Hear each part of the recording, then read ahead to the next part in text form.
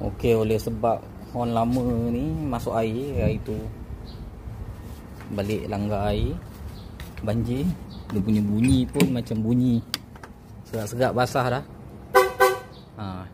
Jadi kita dah tak sedap dah slow sikit dah.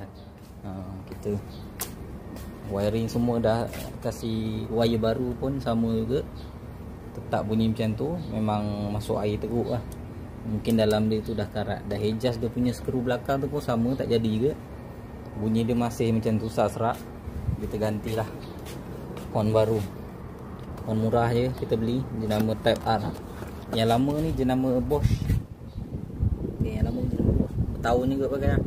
Daripada 2012 gitu lah lebih kurang.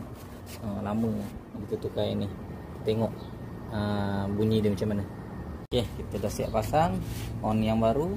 Sekarang kita test bunyi dia macam mana.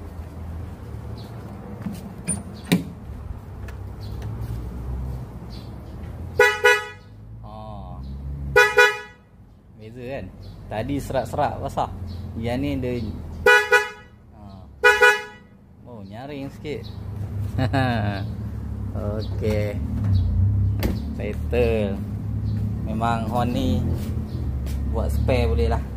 Siapa yang nak dapatkan horn ni boleh tengok kat description ataupun kat pin komen. Saya sertakan link. Benda murah tapi terbaik.